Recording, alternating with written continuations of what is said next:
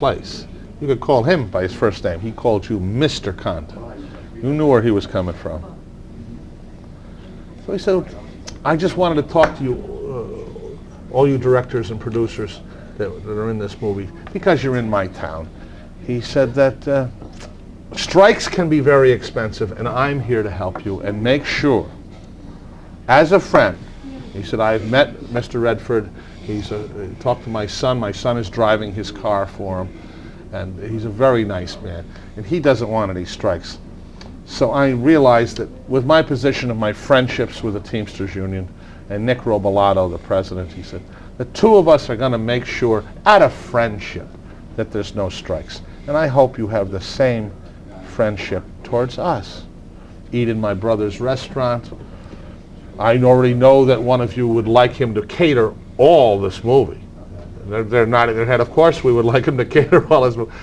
So I'm standing another part of my party in California. It was funny. So they brought him a suitcase of $250,000. Do you fear for your life talking about this? No, all these guys are dead. No, I'm talking about the government. The government? No, not at all. Pussies. Nothing. Whoosh. You talk about an FBI agent, talk about a whoosh.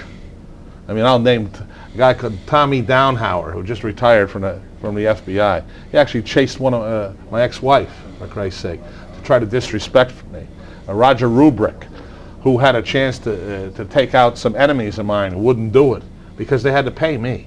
See, there was a law made in 1992, 5 years after I surrendered, and they're stiffing everybody on it, that they have to pay all witnesses and they have to pay all informants.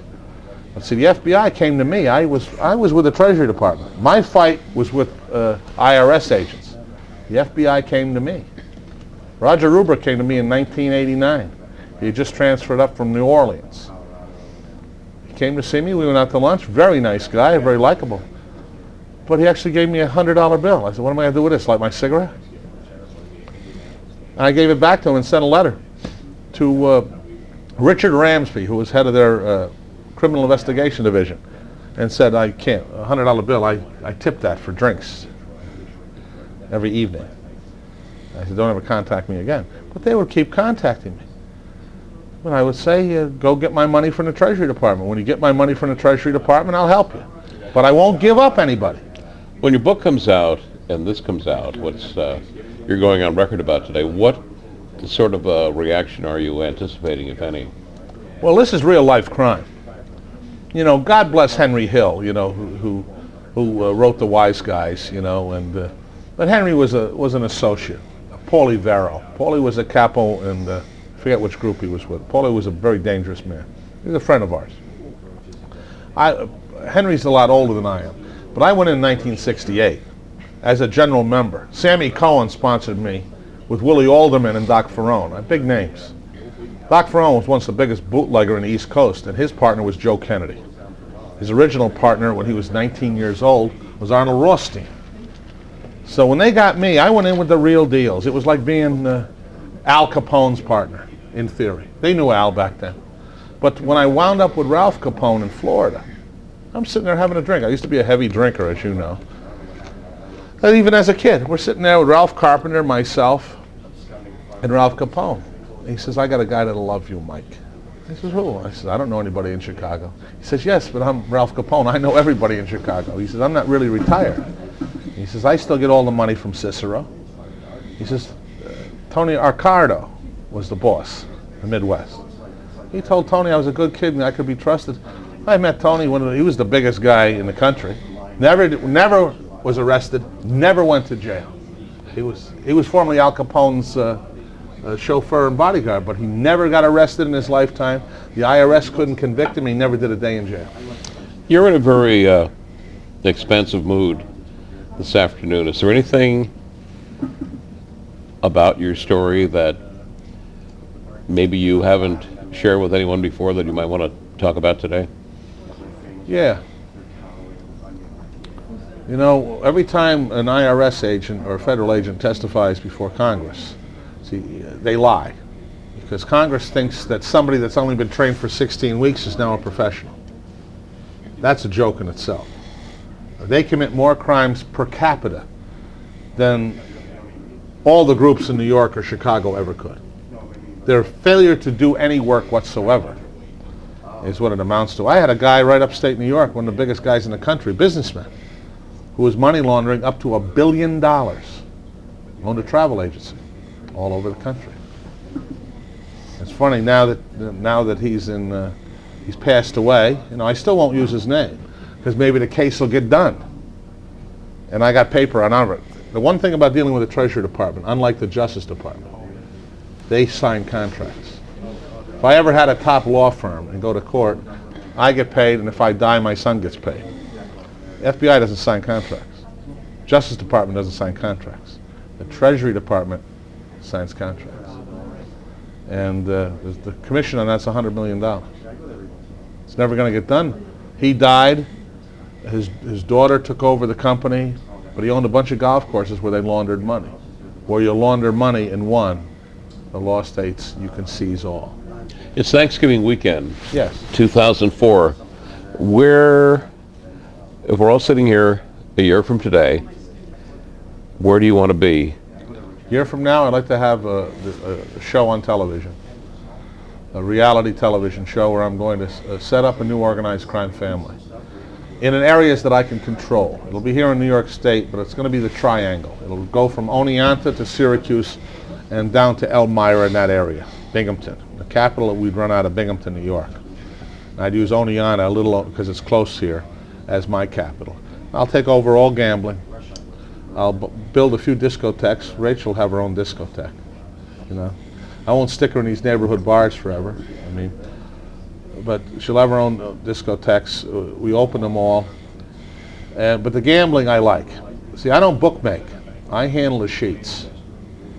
You can't call my people. This is how we always stayed out of the way of the state police, who run a pretty good anti-gambling organization. The BCI aren't bad. They're far better if they wanted to be than the FBI. But they're local boys, and we're all New York State residents, and I helped them years ago. I saved the life of a couple of them. There were some dangerous people running around. I told them to stay away from them, and I'd handle everything. And people never understood why there was no heroin in the Tri-City areas.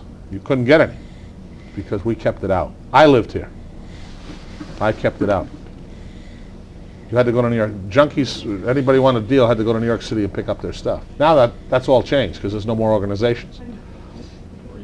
But I'd like to have a show on, and we'll take over Binghamton and a few areas. But I deal in the sheets, where you have to pick so many teams at odds. I deal in odds. I don't deal in point spreads that much. We take the original line, beginning of the week, we print the sheets up and disperse 100,000 sheets. At $1 a sheet, it's 100,000 a week. And how many people can pick 10 teams? I don't care if you're calling the morning line in Las Vegas. You're not going to get 10 for 10. It's not going to happen. And most people won't bet 3-teamers. They don't pay much. 3-to-1 odds, 4-to-1 odds, and I do 5-to-1 odds. But I'm going to take all the colleges, all the factories, go right down to Scranton, Wilkes-Barre. And because nobody can touch me, I'm a Lansky. And if I step on anybody's areas, we'll give them a piece. I'll always give away a nickel, maybe even a dime. That's 5 or 10% in your language. But we don't have to fight nobody. Binghamton will share with a group from another city, but they'll stay out of our way because I've been around almost 40 years. They know I'm serious. Mike, I gotta take care of some business. All right, I'll 10 bar. I hated it 30 years ago. I got a 10 bar again. Being in the rackets is no sweet deal. The government had me for 17 years. They only could legally hold me for 24 months. I agreed to stay on. I made a couple of $100,000 doing a big bank money laundering thing, but I never gave up my friends and never gave up my crew. That's why I can do this show.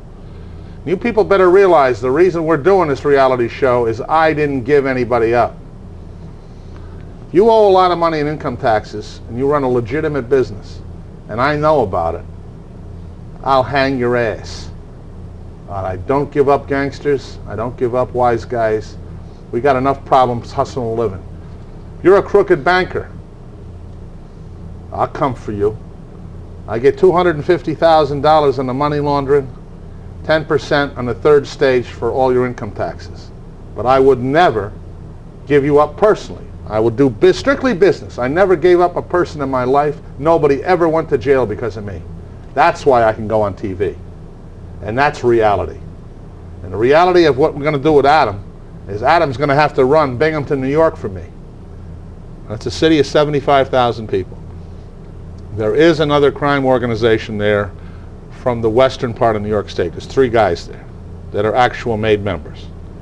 I'm a general syndicate member, a former boss of Eastern Canada, Northern New York. Nobody's going to screw with me. We don't fight them.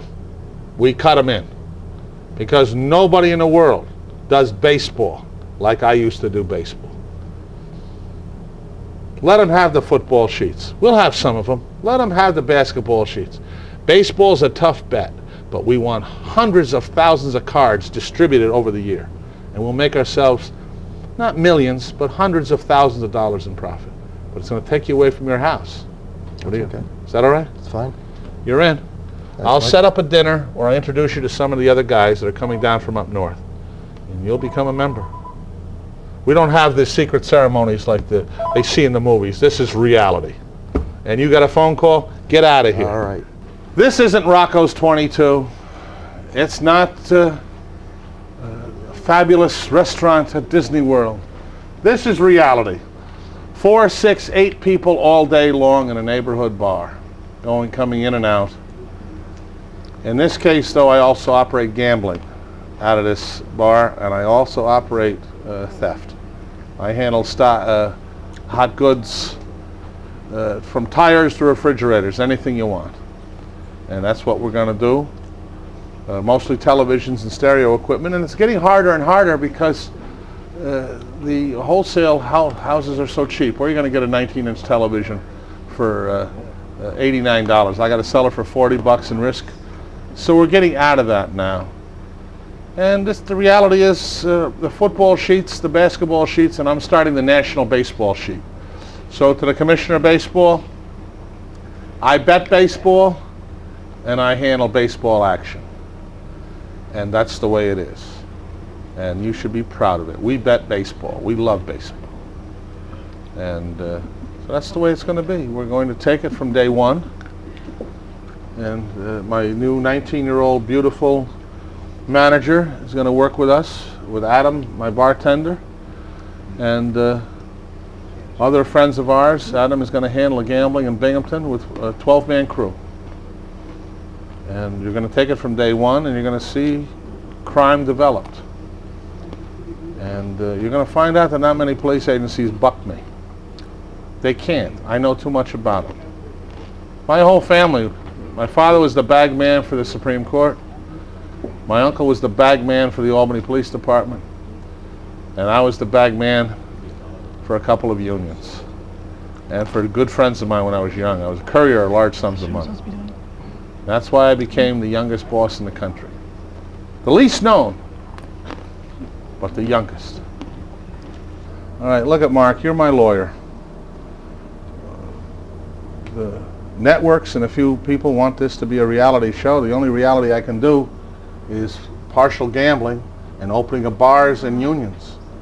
Now, if the state police come after us on the street, it's going to be a normal arrest. What do you think? You think it's pushing the envelope or not? Just got to tell everybody what happened. Just got to keep it real. It was a long time ago. But we're going to start in the gambling business again with the football sheets. Football, baseball, and basketball. I'm doing baseball. Nobody does baseball in the state. I can take over the whole state. Nobody does baseball. No, I'm going to do baseball on a flat bet. They got to win a 10-teamer. They're going to win a 5-teamer. They got to win a 20-teamer. I don't even do 3. The minimum is 5 teamers. Is there enough of a demand to make it go? Tremendous. Baseball is still a national pastime. And we don't have any competition. What's the vig factor on one of those sheets? About 30%. After all expenses are paid and the payouts, I still wind up with 40%. That includes having bail money ready for everybody. You got to push about 50,000 sheets. So we're going to move into Syracuse. What, about $10 a sheet? Minimum probably about 5. Nobody, because they have to bet $3. That's a lot of sheets and a lot of people moving. A lot of people. So a lot of people are going to be knowing what's going on. I got a lot of exposure. You got a lot of runners. You got to insulate yourself if you got a lot of runners. Well, I'm appointing this guy Adam Williams. We're using English kids, Jewish kids, Irish kids. You know, we're forming a whole new outfit. Just the way Meyer did it. We have all ethnics, with a couple of very smart Jewish guys in charge, and that's how we're going to do it. And we got a smart lawyer. All you got to do is keep us out of jail. Just got to keep quiet. We want to go in, as they say, under radar. We don't want people to Now, is it? call attention to us. Okay. So, but we're going to try to do everything within the legal boundaries. It's going to be running. We're going to put your not for gambling purposes on the sheet and everything else. But I don't know. You know, they used to sell the football sheet in the courthouse 3 blocks from here. Yes, they did. Yes, they did. For a long time. Yes, they did. Nobody. It's a clean vice. We don't do. You know me. I never did drugs. I can't steal anymore because it's the wholesale houses. I think can sell it cheaper than free. You know, you take too much risk in theft. You know, you bailed me out once or twice, and the gambling rap. What am I going to get? If I take a pop, they're going to give me $2,500 fine. They're going to fine you. They're going to give a slap on the wrist. They're going to seize whatever cash they can find either here or at your house. And the feds can't come near me because they don't dare. I got them for more than they got me. So you got to make sure the cash isn't kept at the house. Okay. That's a game. Well, ladies and gentlemen, my lawyer's giving me some advice to keep it clean. I always listen to my lawyer, and that's the way it's going to be. We're going to keep it clean.